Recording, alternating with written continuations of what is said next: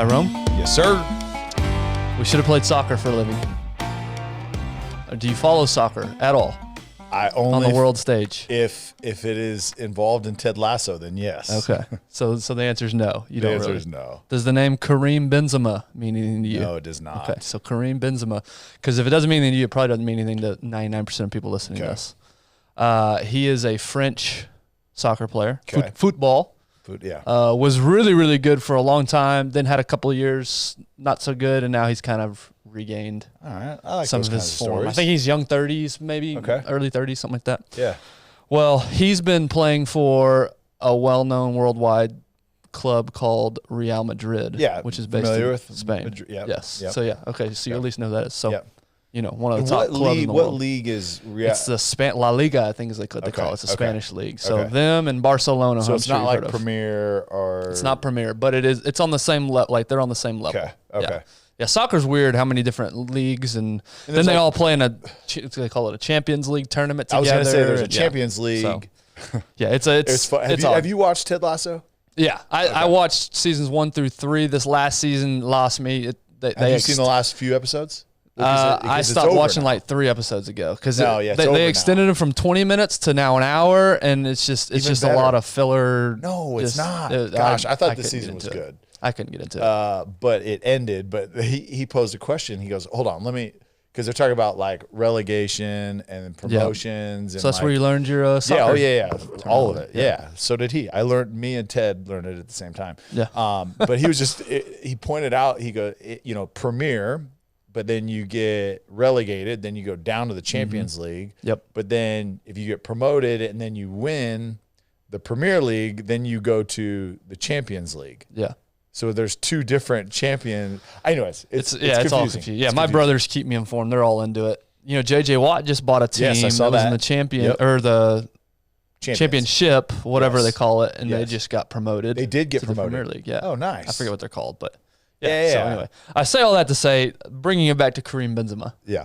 So I don't know if you knew this, but the Saudi Soccer Federation, their league, which nobody ever heard of prior to 2 years ago. Same people that started. They signed Cristiano Ronaldo. You know Cristiano Ronaldo? Yes. They signed him like 2 years ago to some astronomical, like 2 years, 400-something million. 200 million a year. Well, this Kareem Benzema fella just signed today, in fact. And the numbers are, who knows if the Saudis are sharing real numbers, but supposedly the report is 3 years, $643 million to go play soccer in Saudi Arabia. I mean, I guess, you're going to have to make a lot of money to play. Is it the same group that's doing Live? Yeah. Well, it's the Saudis, so I don't know if that's $214 million a year to go play soccer. And then the rumors are that Messi, Lionel Messi, is being offered $300 million per year to go to Saudi. They're trying to basically do what the MLS is trying to do, which is they pay kind of older players lots of money to come over and try to grow the sport. So that's what the Saudis are doing. So we should have played soccer. Yeah. Because you can be really good for a while and make good money, and then at the end of your career, just go make telling you, man, astronomical money. That Saudi oil money is just different. Yeah, just different. It hits different. It's different. Holy smokes. That's wild, dude. Yeah. So you got to be okay with, I guess, taking blood money. But is there any way that the Saudis can start like an old timer football league where they pay a bunch of old Americans that can't play anymore? I think it's worth a shot. Hey, dude, just give me 20 a year. Yeah, 20 a year. And I will. That would be low for them. I will be your lead blocker. Yeah, that would be low for them. That's what they pay their kit men. You know what that is? There you go. Yep. Oh yeah. So anyway, I thought that was a good little interesting story. Yeah. And then yesterday went to we haven't done one of these in a while, by the way. Current events. Yeah, we had a few weeks where we were like loaded on episodes, and so we recorded a lot. But this is the first time Tyler and I have been together in at least 6 months. We went to the Rangers game yesterday. Oh, nice! They're really good this year. Yes. I don't know if you knew that or not. Yes. Have you been to their new stadium? Have not been to the new stadium. So, have you been in their new stadium, David? Yes. You have. Ooh, that voice you hear. That's our producer, producer extraordinaire. Just one time. Been there one time. Yeah. What'd you think? Give your opinion before I give mine. Ranger Stadium, New stadium. not the show. I thought it was cool. I thought it was cool. I mean, being indoor. Yes. is a game changer. Yes. 'Cause it used to absolutely. Is the AC? Do you feel the AC, or is it like a hot? Yes. Okay. No. Okay. So it was a 1:30 game, and Okay. David, I'm echoing exactly what you just said. It's a game changer. Yeah. 2 years ago, before the stadium was built, you wouldn't even think about going to a summer Cooked. day game. Yeah. It's miserable out Yeah. there. However, here's my old man get off my lawn take on the new stadium. So that is awesome. You're indoors, AC. It's 90 outside, but 72 where you're at. Yeah. And the stadium is phenomenal. Yeah. Don't get me wrong. Like, it's beautiful. All the modern amenities you want, but that's almost where my problem lies. It's almost too nice. Yeah. Like, it doesn't feel like you're at a stadium. It feels like you're at a mall. Yeah. Like you're at a food court Yeah. that just happens to have a baseball game being played. Interesting. It's really odd. Interesting. And like the old, and I'm a sucker for nostalgia, right? I Yeah. grew up at the old stadium. Like literally, my uncle had season tickets. We'd go all the time. And it was real friendly. Like center field had this whole interactive area. You could play wiffle ball out there, had a big store. This new stadium, nothing like that. Now, what they do have is every 10 feet is some sort of concession. Yeah. Which is, I guess, okay if you're, Yeah. it's real convenient. But like the store, like all the interactive parts are gone. You walk through these like double doors to get in the stadium. So it really does feel like Yeah. See, if I go to You're a in a baseball mall. game, I want the 16 people to my right to put hands on my hot dog before I eat Yes. it. Like I you want, joke, but seriously. I want the dudes. Get your hot dogs. You know, I want that. Unlike my movie theaters, I don't Yeah. want to press a button at it. I want it to be kind of grungy a little bit, like kind of rugged. I'm gonna disagree with you on the movie theater. That one's kind of nice. No, that's what I'm saying. I like the new movie theaters. Okay. Yes. My stadiums, though, I don't want them Correct. to follow that model. And so here is a probably will be a very unpopular take, but I feel the same way about AT&T. Yeah, no. So You feel like you're at a business meeting, not and as a sporting player event. too, Yeah. like I really like my favorite stadiums to play were Soldier Field, which is older. They went through renovation, whatever. Chicago, Green Bay. Okay. Green Bay is a dump, like from a player perspective. It's this like super long hallway, but like there's something about just the grittiness and like in going out and competing, and you comparing it to like gladiators, like. I don't want to have to walk through the Miller Lite Lounge. Yeah, tell as people I'm that don't walking know out. what it's like going through the Cowboys' new stadium. So you walk out of the locker room and there's this tunnel, and you walk, maybe 100 yards, less than that, about 50 yards ish, and there's an under the stadium club. I think it's still called the Miller Lite Club. And you walk through fans, like it's roped off, and you walk through, and then you walk out 50-yard line. Now a bunch of new stadiums are doing this. San Francisco has it, LA has it, I think Minnesota has it, I think Atlanta has it too. I went to a game there. They have all these like ground level clubs where you have all these boxes at field level, but you just walk through. So it's just different, right? Like for me, I'm not. Like I love the fans and I love that part of it, but like I also like I don't want you like calling me or calling my teammates trying to get me to sign as I'm walking out to the game, getting me to try to sign something like. Right. And it's one thing if there's fans in the stands, but it's like you're literally like they literally have their hands on you. They could touch you. Yeah, they literally have your hands on. So it's just distracting. I would much rather be in like a concrete tunnel. Like, and I don't see anything. I don't hear the only thing I know is that like I got a teammate in front of me, behind me, and like I'm just locked in on the game. Like to me, that was just more of the, like you said, the nostalgia. Like that was more of an atmosphere congruent to like going and like just getting after it. Whereas like it's just distracting. There's just a lot going on.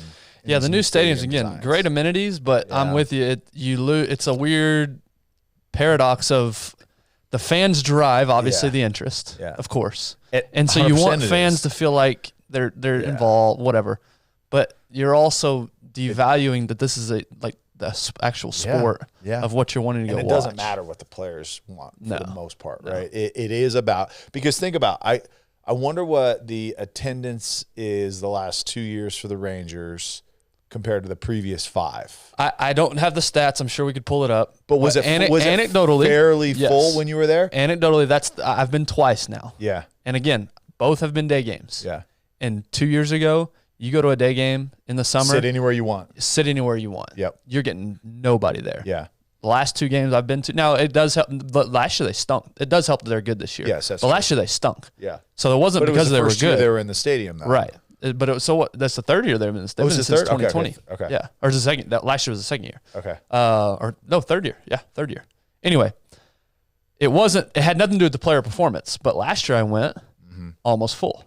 Yeah. Day game on a random day. Huh. That wouldn't have happened 3 years prior. Yesterday, same thing. Now again, they're good. But yesterday, same thing. I mean, you it wasn't like you get to pick your seat. Right. It was every seat was around us was full. Yeah. And so again, I see the reason behind it. We all want, the niceties of these new stadiums. But again, there's something about, if I'm going to go to a game, there's something about just the grungy nature that I kind of like. That's why Wrigley is such a special place. Right. I've never been, players, but yes. They hate playing at Wrigley. Yeah. But like, there's such a nostalgia there, right? It's throwback, right? If you didn't see some of the rooftop bars in the outfield from the buildings just across the street, like you would literally think, hey, I'm in the 20s and 30s. Yeah. Like it's that throwback. And it's so fun. And Fenway is the same way, Boston. Yeah. Yep. And I feel like they've kept that as long as they have because of that. Yeah.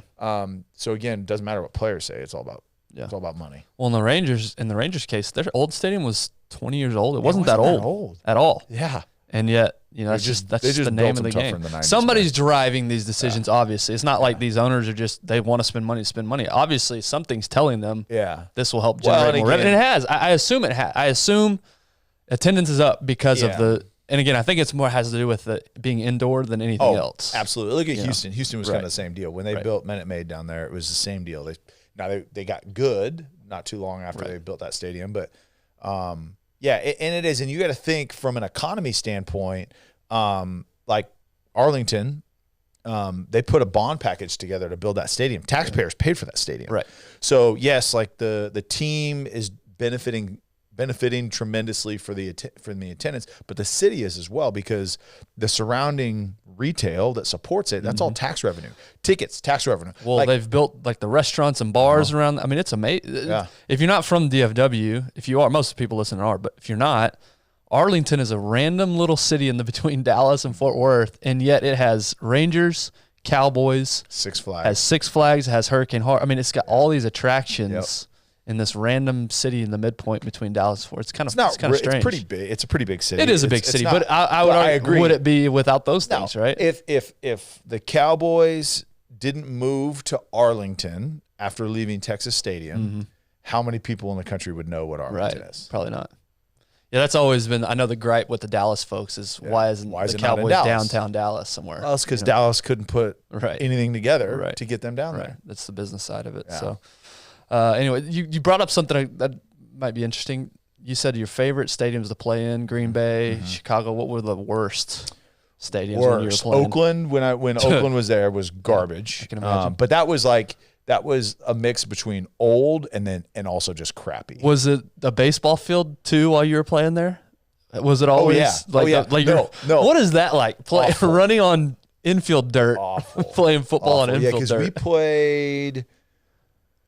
Oh, when did we play? We played. No, you know what? I take that back. When I was with Chicago, when I played there, they had laid the sod down, so I didn't play on the dirt. So for those of you that don't know, that aren't aware, Oakland used to have the Raiders, Oakland Coliseum, and they have the A's, and that their baseball stadium doubled as their football stadium, and so the football field would literally have infield dirt, like where the infield was. Temporary bleachers for football season, and then they would bring it in. And because in September and October, well, A's were usually out of it, but there's been years where they would play into October, and so you'd have 6-8 weeks where the Raiders would literally play on infield dirt. And for those of you that have not been on traditional infield dirt, it's not soft. No, it is awful. Guys used to come back just you would treat it. It was worse than AstroTurf used to be. It's awful. Like you're just falling on concrete with little grains little tiny razor blades. Yeah. It was terrible. So Oakland was really bad. I really did not like playing in Washington, in D.C., so the Commanders. And then Jacksonville was a dump. I'm trying to think. Jacksonville's a dump. Yeah, it seems like their new owner's kind of more open to. Yeah, a little bit. Like cash. And when I was playing, they had like kind of opened up the pool. They tried to do the pool thing up there and like make it cool, and it was always just empty. Like they bannered off like 2/3 of the stadium, so it didn't look so empty. So that was just kind of a depressing place to play.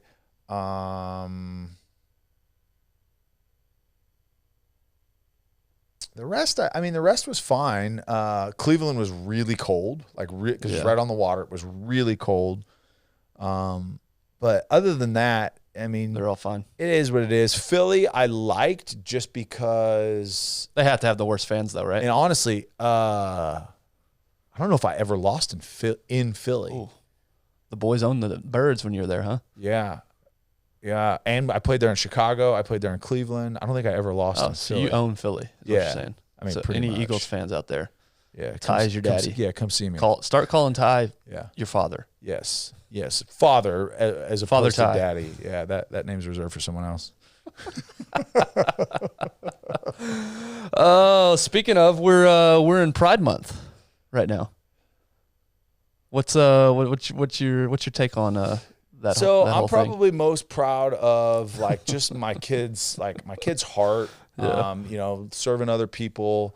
I'm really proud that I live in the United States, that I can. Yeah, you got your deadlift, squats, and freedom. I've got my freedom. Yeah, perfect shirt for this type of discussion. No, man, it's it's always an interesting month, and you've always got to be very aware of the month, and it's one of those things that it's one of those things. I want to be very clear before I say anything else or talk about anything else. Like here's how you caveat this. You ready for this? Yeah. How do you? In my younger years, I would have said this.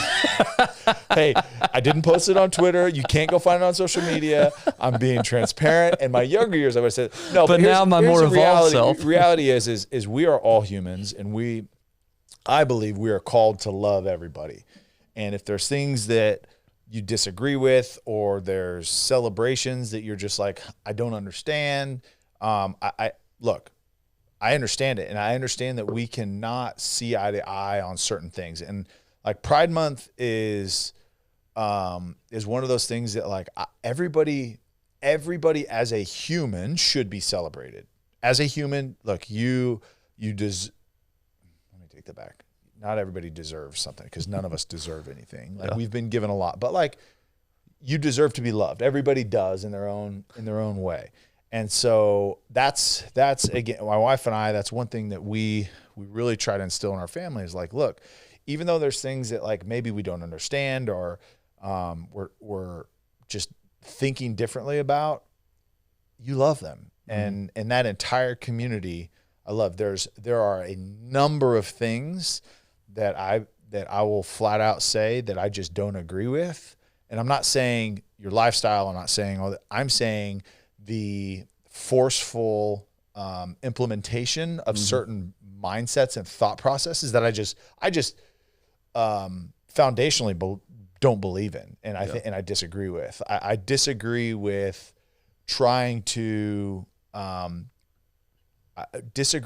push certain agendas, and specifically, and I'll say this specifically, onto children that aren't at an age to fully comprehend it. Mm-hmm. You're swaying children that are already vulnerable into thinking a certain way, and that potentially could lead them down a path of very emotional and psychological challenging years ahead of them. If like the cross-dressing trans community is celebrating like strippers and lap dances and all these for kids, but under the guise of, oh, be who you want. And we're going to do a presentation. I mean, there was one in Dallas that was canceled.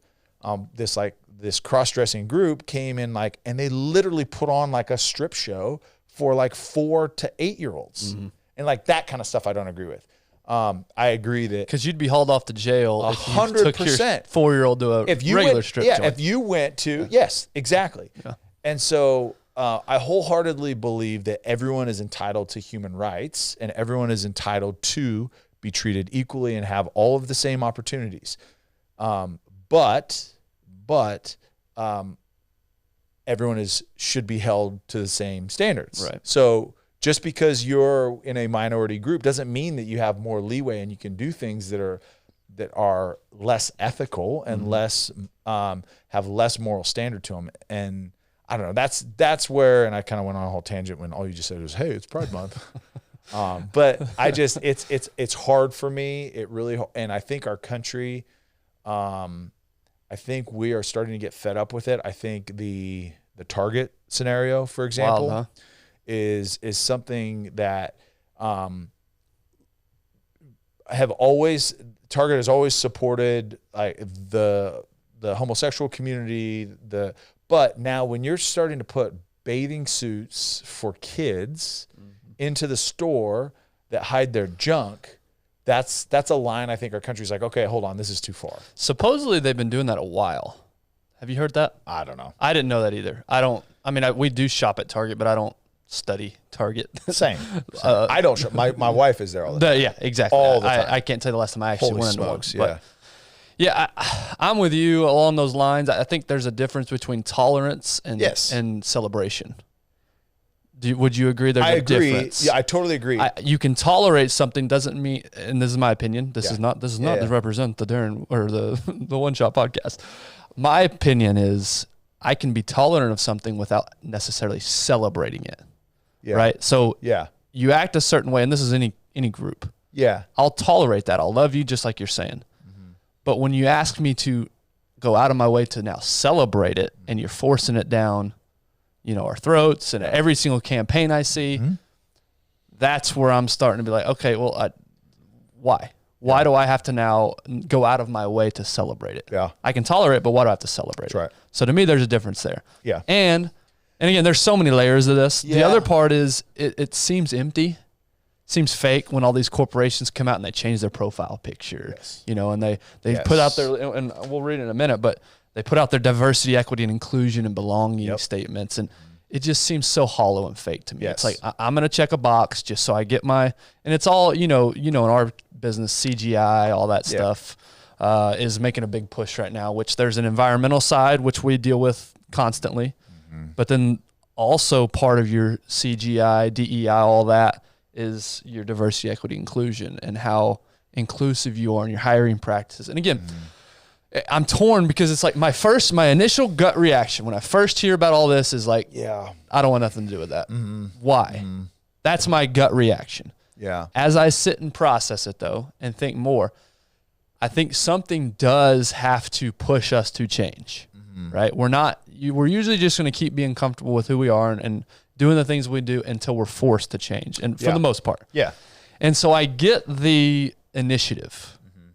Of course, we want to include people. Of course, we want to be, but we want people to feel like they belong.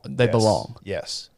But again, it's the hollow messages from corporations that are just trying to check a box. Yeah. I'm like, I'm 100%. over that. And I think, and I think to clarify, tolerance is to me, I hear tolerance, I hear like disdain, but like I'm just not going to say anything about it. And that's how I think of it.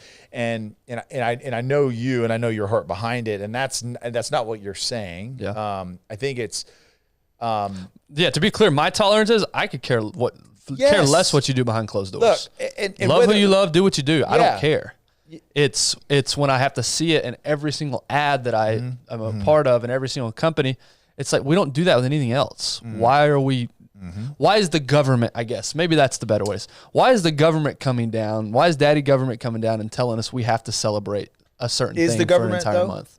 Well, it's, we're putting up flags across the world. It's not a federal holiday, right? It's not a federally recognized holiday, right? The White House is putting up pride flags in other countries, except for certain countries that don't tolerate that type of thing. Right. So that's even more just empty. Yeah. This is important to us. Yeah. So the hard thing with this is I wholeheartedly believe, and I would say this similar to some of the earlier racial conversations we had, especially when we first started the podcast. Like there is a seat that I've never sat in. So to be able to speak to what is right, what is wrong, having never sat in that seat, that's unfair for me to do. So there's that. And I am 100%, and you'll see me be the first one to go stand up if someone is being treated unfairly based off of their qualifications. That's right.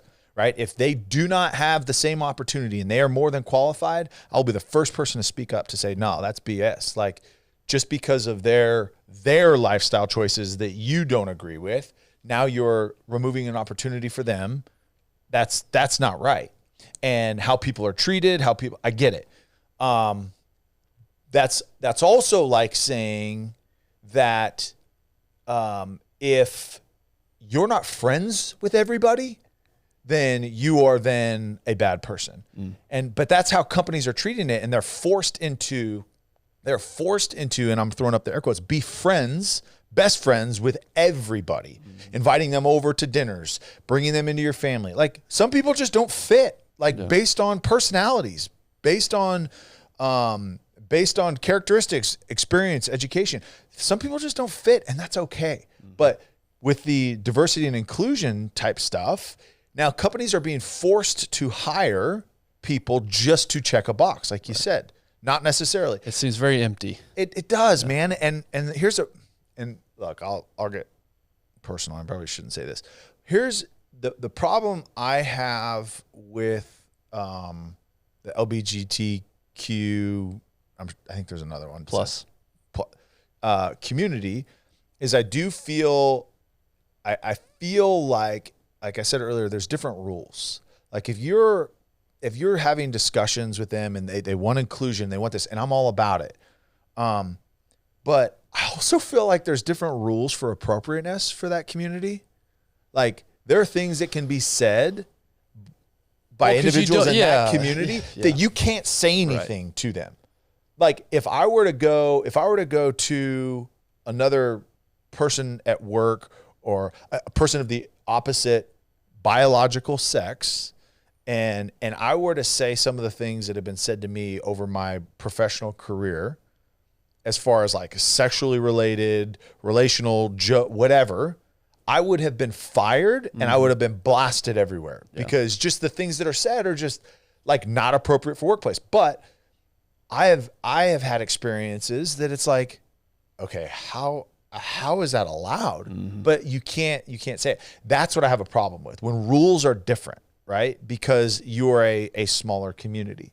And then you get into all the stuff with kids and what educators are limited on what they can do. And you know, there's so much stuff on social media, so I'm not going to spend much time on it. But you know, there's stuff out there. You know, there's logic that's put out there. Okay, hold on. You want to buy cigarettes? Nope.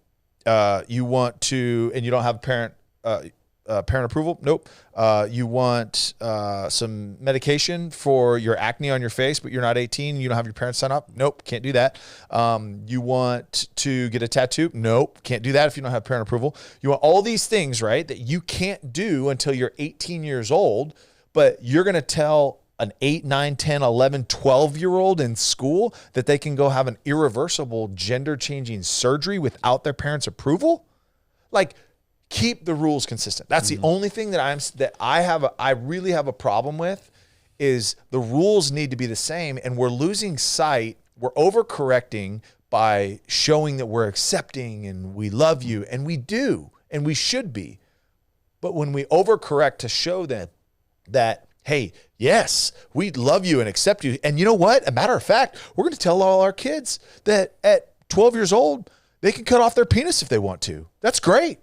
Like, because we love you. That's an overcorrection. Yeah.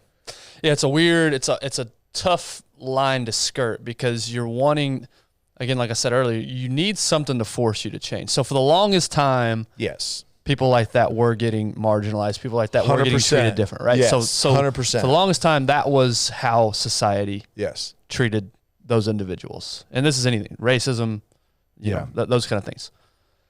Then somewhere, you know, 80s, 70s, 80s, we started to change as a culture and started to become more accepting. Yeah. And I think that's great. Now these people who've been marginalized for so long, they're just fighting back now. Yeah. And so again, now it's out of spite. Right. And so from an individual perspective, I could understand if I've been treated a certain way for a long time. Yeah. now when I get a platform and a chance, I'm going to fight back, right? I want to be accepted for who I am, right? I don't think anybody has a problem. The problem is you have enough bad actors involved in here that are incentivized poorly to keep these things going. Because we're never going to move past this type of stuff as long as we keep focusing on this type of stuff. 100%. So as long as there's a Pride Month, you're probably never going to move past. This is just a normal everyday person, just like me. They just happen to love somebody. You know what came out last year that was really interesting is Pride Month has taken on a completely different meaning than it has for the last 10, 15 years. If you talk to like the homosexual community, the gay men and lesbian women, if you talk to them, they will disassociate themselves in a majority, for the most part, disassociate themselves from the new acronym letters. Yep. Because like that's not what it is. We have a lifestyle choice that we feel is we're wired this way. We chose this but like what is going on the other side, like within this community is too much. It's too much. That's not who we are. That's not what I stand for.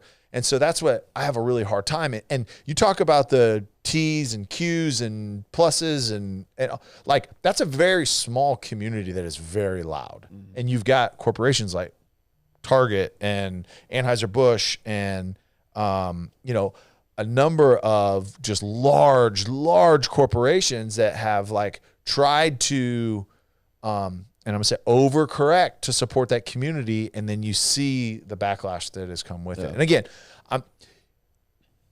to lash out against a corporation for being supportive, but it's when you push. Yeah. Right. It's to me, when I see a corporation come out with their statements, I just disregard it. Like, whether you're being genuine or not, I'm going to assume you're not being genuine. You're not, because it's filtered through your PR firm. Exactly. Right. Exactly. So I disregard all corporations. Yeah. Whether I like the corporation or not, I disregard. To me, I look more at individuals. And again, I certainly understand the overcorrection. I understand if you've been treated a certain way for however long, you're going to fight back, and maybe the way you fight back, maybe it goes a little too far sometimes. Yeah. But again, I don't think we can ever get to a point where we just see everybody. Like somebody described racism as, until we get to the point where we just see it as like your hair color, is disinteresting as your hair color, we're not going to move past it. The problem is there's enough, like I said, bad actors that are incentivized to keep the divide going. I wonder from a racial perspective, I wonder how close we would be to the difference in hair color idea that you said, had there not been all these bad actors that make it so much worse than it is. But again, even from that perspective, right? Racism has been an issue since the beginning of time. Right. It always will be an issue. Yeah. Now, is it the same issue? Probably not. We've made a lot of strides. But again, until we move past, because it's identity politics, everything is just based on who you are, who you love. Yeah. And until we can get past, and maybe we're just in a weird time, in civilization where we are going to be really focused on this, and it's just going to take some time to take the focus off of that. Yeah. Maybe we're just going through the growing pains of it. Yeah. I don't know. Yeah. But it doesn't seem like, again, we're all different, right? We want to be nuanced in this perspective. It doesn't seem like as a culture, though, we're moving, into the direction that is where it's just uninteresting. Yeah. Who you are, who you love, all that good stuff. You know why, though? We've got to focus all of our attention on it. Yeah. I just think we're, as a culture, in the current time, I just think we're just a very immature culture. Sure.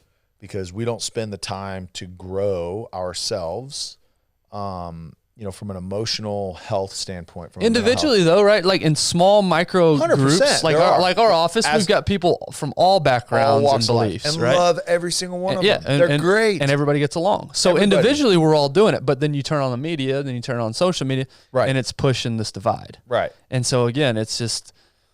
But I think we're just to the point where we've talked about for 3 years now. It's putting in the effort to just understand what you believe, and then having understanding who you are, how you think, and then what your beliefs are, and not being just like swayed with whatever's blown in the wind, the flavor of the month, right? And you're just, oh yeah, I'm this, oh yeah, I'm that. Like, look into it. Try to look at it from somebody else's perspective. Do some research. Spend some time within whatever that community is that you're trying to learn about or trying to create an opinion on, as opposed to just looking at stuff on social media and I agree with that. Yeah. And I think you said it earlier, I am in a position where I've never been Yeah. that way. Like I am who I am. So this is the perspective that I hold, being who I am. Yeah. If I was somebody completely different, would probably hold a different Yeah. opinion. But you right? acknowledge that. But I am who I am, and like I said, I have total love and appreciation for I've never seen somebody's sexual identity and thought that is the most interesting thing about that person. It's not even something I think about. Yeah. Right. It's just now maybe when I was younger and it was something I wasn't experienced with because of the conservative town I grew up in. Yeah. Maybe it was different, but as I've gotten older, been around more people. It's like the least interesting part about you is who you love or who, what you do on the week. I could care less. Yeah. It's how do you treat people and who you are as a person. That's exactly what I'm drawn to. Yeah. So whether you're, gay, straight, black, white, doesn't matter. It's how you treat people that what I'm drawn to. Yeah. But I understand there's a subsection of people that they're going to judge you based on, the outside characteristics. Yeah. So I get that. And both as sides long as there's too. a problem. Let's be very clear. Left and right. It's both sides. And as long as there's a problem with that, the people on the other side who want to be treated fairly, they're going to have an argument. And I totally agree with that argument. Yeah. It's just, do we need a full, bringing it back, do we need a full month to acknowledge that? Or can we just acknowledge it by the way that we treat each other? Yeah, look. This would be super shallow. It would make it backlash. Look, the LGBTQ plus community, until y'all have been stolen and shipped across oceans for hundreds of years of slave labor, when that happens, then y'all can have a whole month. Yeah. Yeah. No, I hear on, what respond. you're Say saying. something. No, Say I hear what you're saying. Jump I hear on. what you're saying. It feels like jumping on the back of oppression. Yeah, you know and, what? And we're marginalized. And it does. It discredits Black History Month, and it discredits an entire race that has done so much for this planet for so many thousands of years. And then what our country allowed and stood for, it discredits all of that when it's like, somebody talked to you mean on social media, or somebody made fun of you, or I'm sorry, like sticks and stones. Bro. That's a great point. Is how many people that scream oppression have actually to their face. Now again, everybody's different, right? All have different circumstances, but to your point, how many people are taking online world and saying I'm oppressed when in real life they've never faced any sort of that. 100%. So I'm with you. That's the people online are a whole lot meaner than the people that we interact with on a day-to-day basis. It's like the coddling the American mind, right? It's the whole concept. Words are violence and words are violence. Like, it's like a 20-something kid that is like pissed at his dad because, and I'm stealing this off a social media video, by the way, just but it was a good representation, and it was a therapist talking to a millennial, and this millennial is like, I'm never talking to my father again. He said something on social media that I completely disagree with. And I was like, okay, why? Well, because he said something, and I completely disagree, and I feel attacked because he believes in something that I don't. Okay, and this therapist, it's a good one. I'll send it to you. But it's this idea that just because somebody says something, now violence has been enacted upon you, and that's not violence. Right. That is not violence. Like, and I'm sorry. So, and I'm not saying that it is okay to say something bad to somebody. I'm not saying that it is okay to. Well, you're a loser if you're crushing somebody online. 100%. You're an absolute loser. 100%. I have never once said a negative thing to somebody online. Not even once. Ever. And the thought doesn't even cross my mind. Here's a challenge for those of you who are listening. Try to go find something that Ben or I have said in the past that we've talked down to somebody on social media. You're an absolute loser if you do that. Yes, and so, but that's social media. But even in person, like talking bad to someone or not giving them the same rights or opportunities, all of it is terrible. Mm-hmm. But to say that you have been oppressed in the same way that the Black community has historically, that's not fair. Yeah. That's not the same. Yeah, no, I agree. And I think, again, as tiring as it is to hear about, as annoying as it can be sometimes, as hollow as these corporations coming out, I am glad we are having these conversations though, because think about jokes that we would get away with 20 years ago. Yeah. That now you wouldn't even, like you and I, who are, as open range with what we say as we can be, would be, it would be very uncomfortable to think back to some of the things that we used to say. So I'm glad, as 15-year-olds. Yeah. So I'm glad we're moving I'm glad we're moving in a direction of tolerance and equity and inclusion. Yes. I'm very glad we're doing that because things need to kickstart us. Now, have we gone too far? Yes. Yeah. But at the same time, I don't know if it's possible to not overcorrect. I think we overcorrect towards tolerance, and then maybe we can right the ship to where we're not like we used to be 30 years ago, but it's not crammed down our face anymore because it's old news. Yeah. So again, that's where hopefully the goal of most people is to get to, where we just see each other for who we are, and sexuality, race, all that is just uninteresting. It's not even part of the conversation. Yeah. But again, I am glad it's a weird paradigm of we need to be forced into it. Yeah. But we don't want to be shoved down our throat. Yeah. So I get why it's happening, but it is annoying along the way. It's like there's some growing pains. Yeah, so 100%. I'm glad there's jokes that I couldn't say now that I could 20 years ago. I'm glad we've evolved. Yeah. Right. I'm glad we're to a certain point. Now, other things but there's a line there too, right? Mm-hmm. You should still be able to joke around. And that, in fact, that like in the locker room, that's how we knew we were all brothers and we were all boys, is that we could joke with each other about that. Yeah. We were past that. Yeah. I will say though, like, just have some like EQ if you are joking out there. And I agree with you. We should be able to, because there has to be trust built with certain people before you start joking, because if there's no trust, they don't understand heart. They don't understand content. They don't understand, context.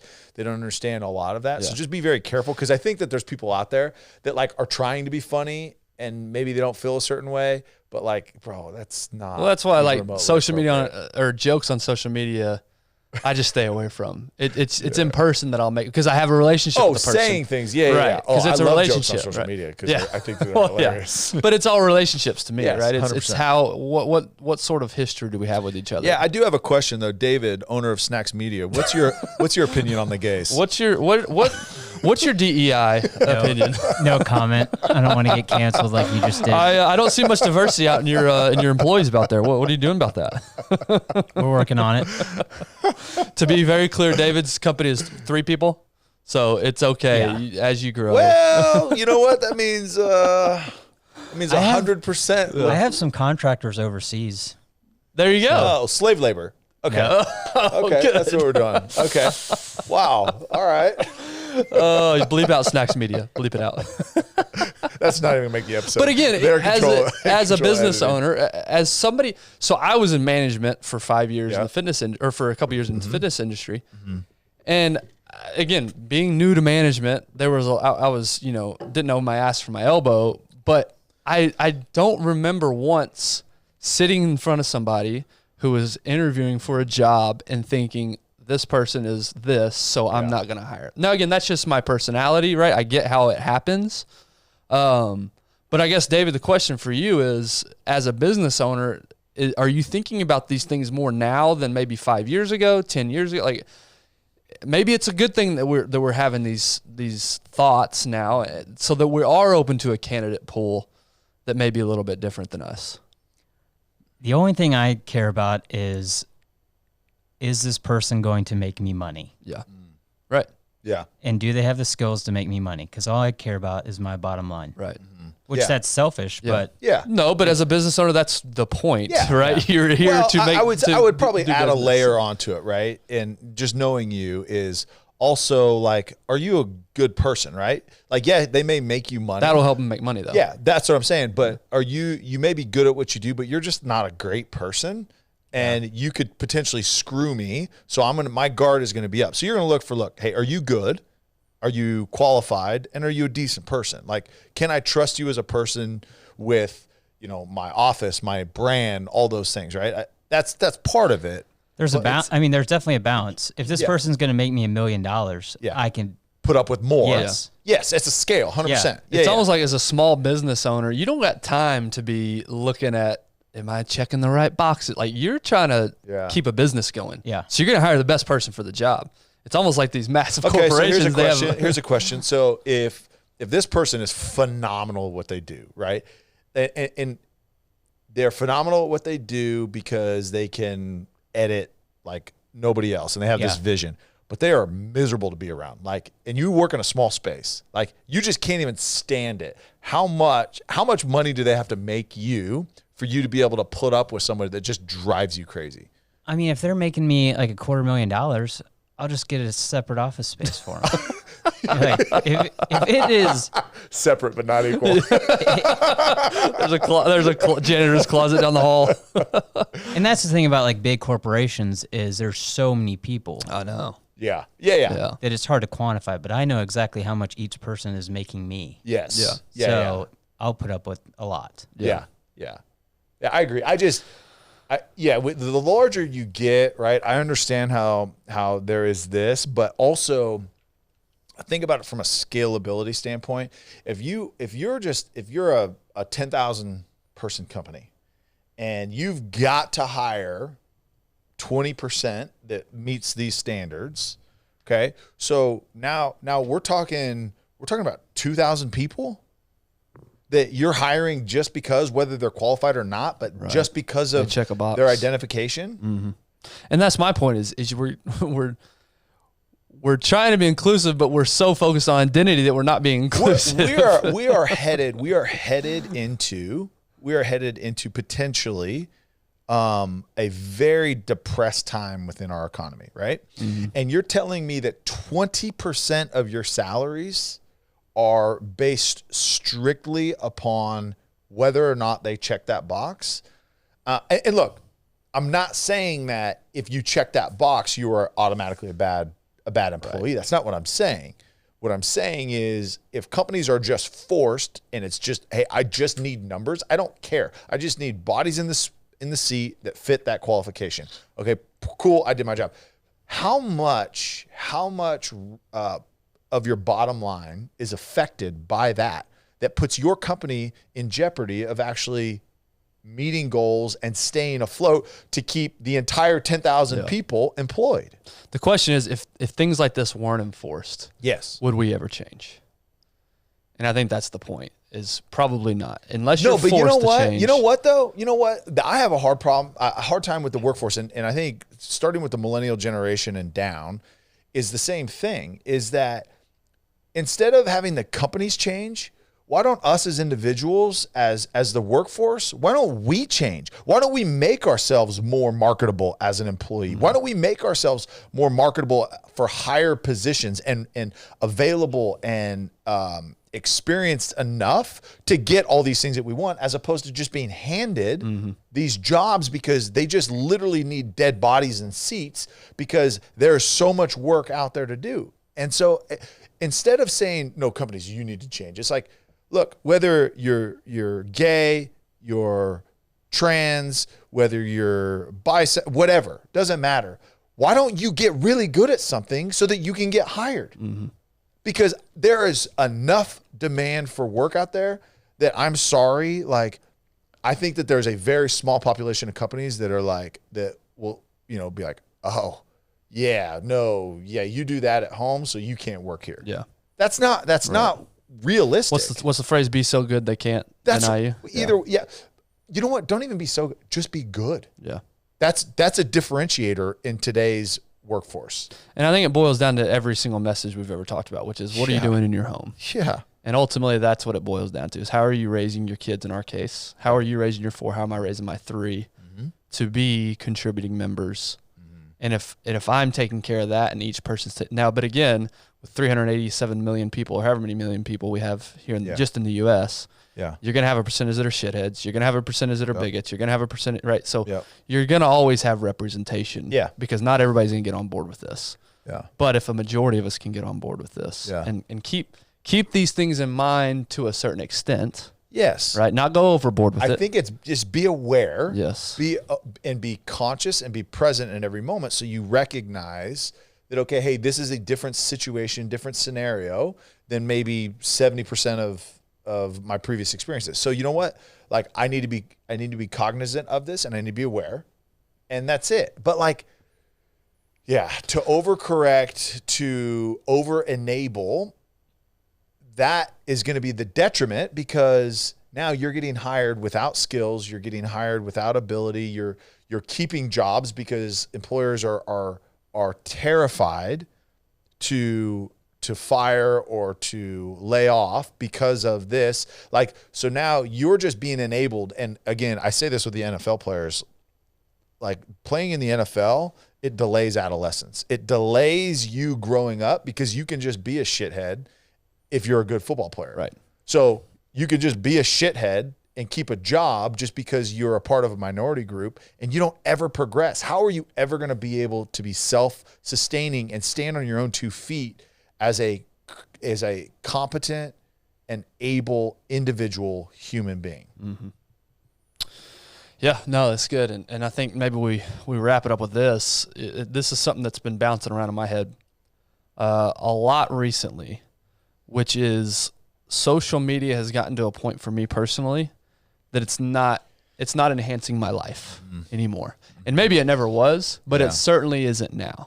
Well, and I'll say this, you've spent an exorbitant amount more time on social media since we started the podcast. Yes. Because that's a role that you have had, a hat that you've had to wear for us. Like, with David and his team's help on creating content and stuff like that.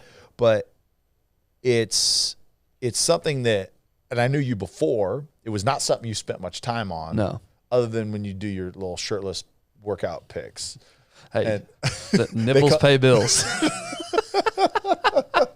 So I understand the amount of time, and I think super appreciative of that, the amount of time that you spent on that and what you've learned and all the things that you've done for this podcast on social media. So I get it. Yeah. No, all that to say, I've gotten to a point now where I'm going to just remove myself completely. Yeah. And I don't know how many people are on that train. It's probably easy for somebody my age and above to say this. Mm-hmm. I get it if I grew up with it. Yeah. I didn't grow up with it. Yeah. So it's I didn't get Instagram until I was 24, 25, maybe even a little bit older. I was way and older. So now I'm 35. Yeah. So it came out in 2000. I think I got mine in 2012. So whatever I was then, 2013. So anyway, my point is I was already an adult when it came out. Yep. And so at first it was fun, right? It was cool. It was, what are other people doing? And what I've found though over time as I get older and busier as well, as life gets crazier, 3 kids now, work's busier than ever. My priority list is only so long at this point in my life. Mm-hmm. And social media, time on social media just keeps getting pushed down that list. Yeah. And whereas it used to be entertaining and fun, now it's just all I see is negativity. And again, I know you're drawn to what you're drawn to, right? Yeah. So if you're looking for negativity, you're going to find it. Yeah. But my point is, I don't see any redeeming benefit for being a part of the social media world anymore. Yeah. That's just where I've come to. You don't have personally. A business that uses it, right? Effectively. Other than this podcast, other than this podcast, there's no reason at all for me to be on social media at this point in my life, right? Yeah. And so that's the battle in my head is, where's your moral obligation to be paying enough attention to what's going on in the world, but also balancing, I don't want to be sucked into what's going on in the world, right? So a lot of the negativity that's in my life, it's because I'm sucked into things on social media. Mm-hmm. And so I'm planning to step away from it completely, delete everything. I've already deleted Twitter. I've already deleted, a lot of things. Basically, all I have left is an Instagram page. And we'll be deleting that soon. It's where's my obligation to be informed but not inundated? Yeah. Where's that line? Mm-hmm. Because I don't want to be a bury my head in the sand type of person and not make a difference. Yeah.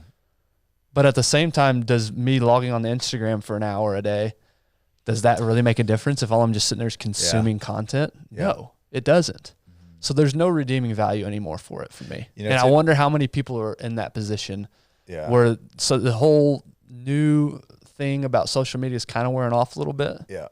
And how many, because I just had a call with 4 of my best friends from high school, middle school and high school. And none of them are on social media anymore. Yeah. They've all gone away from it. Yeah.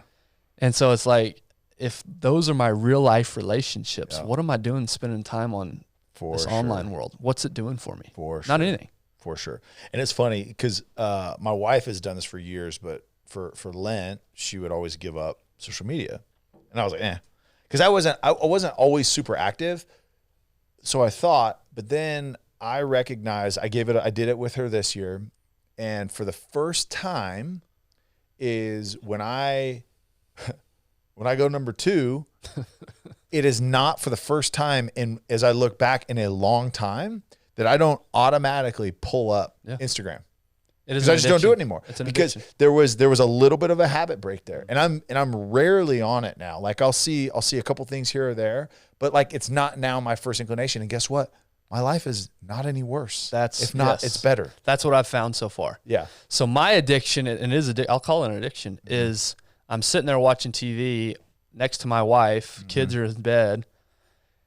Every commercial break, pull out my phone, what's going on in Instagram. So instead of taking time, okay, now I can have a conversation, it's my habit is to pull out fill time and just scroll. If you're in line at the grocery store, in line at the bank, if you're wherever, right? It's I have a free minute. I have to be on. It's a true addiction. At a stoplight, it is a true addiction for me right now, and that's where it's starting to come to a head with me, which is you get your weekly report and how much time you spend. Yeah. And I say I don't have time for stuff, right? I'm so busy. Yeah. And yet I'm spending 8 hours a week on Instagram. And it's like, what am I? That's 8 hours of my week out of my 168 hours in a week that I'm spending on this app just scrolling. Yeah.